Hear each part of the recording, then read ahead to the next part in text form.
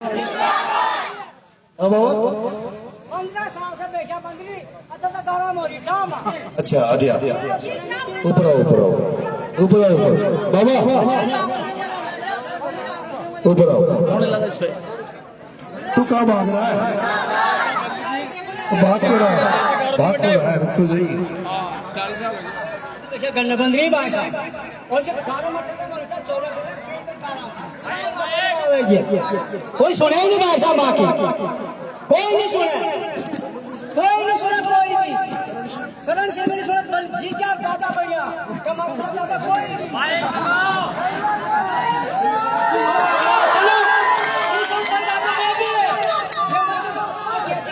मजेदारी आएगी और जीत का दादा उधर बाहर भी नहीं कर सकती भाषा यह भी बात है सरकार बोला जी भी 15 साल से बेचा बंद रही है गाँव बस से सब पहुंचा जाता 15 साल से करने बंद रही बेचा ईट का ही नहीं दिए मायने करेगा जी की कैंसल दबाया है ये कैंसल बनाएगा नरेश मीणा ऐसे बन्नू जी कोई वोट नहीं देना हाँ भाई सुन के वो बोल रही सबकी कैंसल सब बनाओ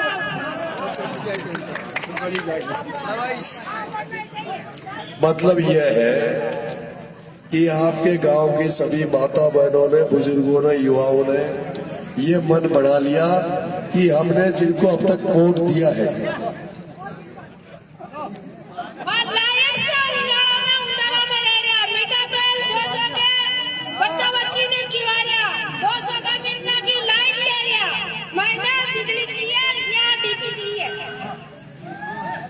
डीपी कैसी चाहिए? सिंगल फेस के करम को के करम नहीं के हाँ अच्छा लगे भैया हाँ उन्होंने को हमारी पास हमारा अंधेरा बढ़े दीजिए केक टिफिन काम चल जाओ एक से चाहिए 5 की 10 की कोई 5 की बोलेगी और वो चोरी की टीवी होगी तो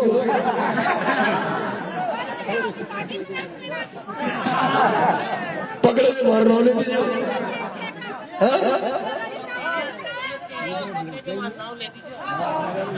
बैठ जाओ। सभी सीमली गांव के पंच पटेलों, मेरी माताओं, युवा साथियों, बच्चे, प्यारे बच्चों, आपको मेरा राम राम। मुझे इस बात की खुशी है कि मैं इस गांव में आपसे पहले कभी मिलने नहीं आया और मिलने नहीं आया, उसके बाद भी पूरे गांव वाले नरेश को जानने लग गए।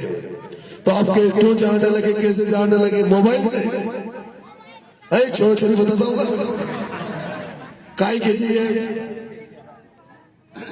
आराम धर्म दीजिए।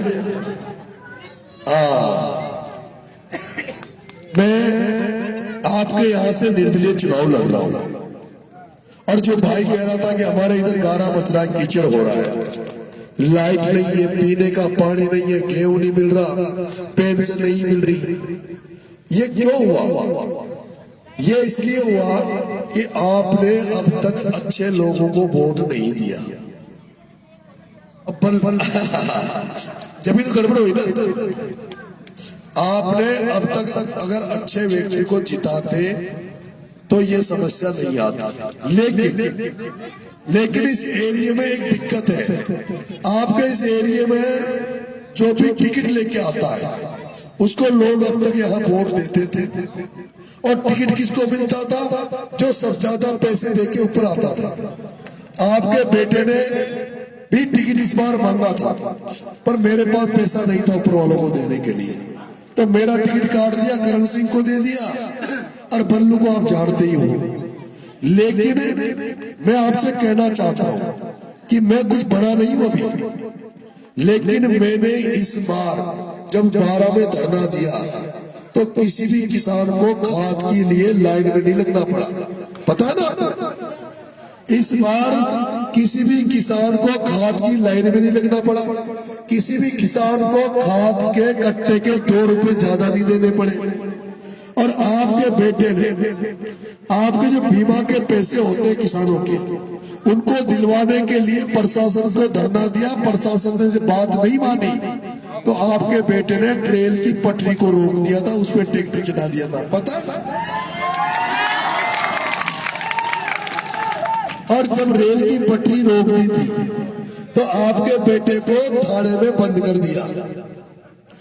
और इन्होंने सोचा, बल्लू ने और करण सिंह ने, कि इसको थाने में बंद करा दो, इसके 2-4 पट्टे दिला दो, इसका इलाज हो जाएगा, चुनाव लड़ने का नाम नहीं लेगा, लोगों की सेवा नहीं करेगा, लोगों के लिए लड़ेगा नहीं। लेकिन वो भूल जवान मोटर मारो थोड़ो मरो जिसकी भी कार्रवाई नहीं की पुलिस था, भी कार्रवाई नहीं। आपके गांव में जो लड़का मरा था जवान मोटर थोड़ो मारो और पुलिस के थाने में मरा था, कोई काम नहीं करियो मारो। अडिया बाबा जाओ जाओ जाओ जाओ ऊपर आओ, ऊपर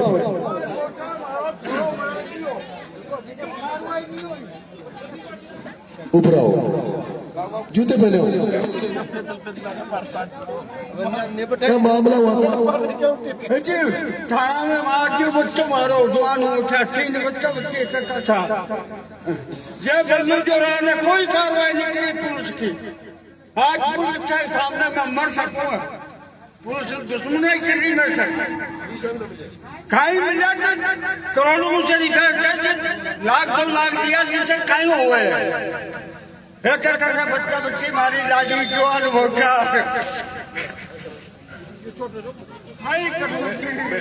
मेरी बात सुनो, कार्रवाई नहीं करी उनने, बल्लू जोड़ने कर्ण सिंह जोड़ने जाओ, मैं दुश्मन देख रही हूँ तारा का तो आगे मैं मर सकूं अभी भी। मेरी बात सुनो, अब तक जो एमएलए बने, मंत्री बने, उनको आपने वोट दिया, बेटी उनको आपने वोट दिया, उनको आपने एमएलए बनाया, इसलिए बनाया कि अगर आपके घर में कोई दिक्कत हो जाए, आप पे कोई, उन्होंने आपकी रक्षा नहीं की, आपकी समस्याओं को दूर नहीं किया। उन्होंने तो खुद की जेबें भरने का काम किया, पैसे कमाने का काम किया और मुंडा देख के काम करने का काम किया है। केवल मुंह देख के काम करते थे, गरीबों को वो लोग अपने घर पे आते थे तो मिलते भी नहीं थे, आपके फोन वो उठाते नहीं थे। मैं आपसे कहना चाहता हूं, अगर आपका बेटा एमएलए बन गया तो आपका बेटा किसान का बेटा खेत खलियान में रह के बड़ा हुआ है और किसान के नाम पर ही चुनाव लड़ रहा हूं। और मैं ये कह रहा हूं कि जिसके खेत है, जिसके जमीन है, जो जमीन से जुड़ा हुआ व्यक्ति है, वो एक बार मुझे आजमा के देख लो। आपने बल्लू करण को तो बहुत सालों से देख लिया, एक बार आपके बेटे को आजमा के देख लो। आपके बेटा आपको किसी भी तरह के दुख दर्द, किसी भी तरह की समस्याएं आप तक नहीं आने देगा, ये मैं आपको भरोसा देता हूँ। मैं आपसे वादा करता हूं, अगर आपका बेटा एमएलए बना तो 3 तारीख के बाद इस 12 जिले में, केवल छपरा छिबरोद में नहीं, पूरे 12 जिले में किसानों को रात में पाणत नहीं करने दूंगा। किसानों को रात में पाणत नहीं करने दूंगा।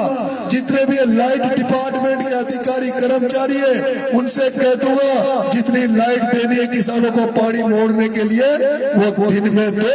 अगर दिन में नहीं दोगे, रात को दोगे, तो अय्यन जयन एक्शन चीफ इंजीनियर तुम्हें रजा ओढ़ के नहीं सोने दूंगा।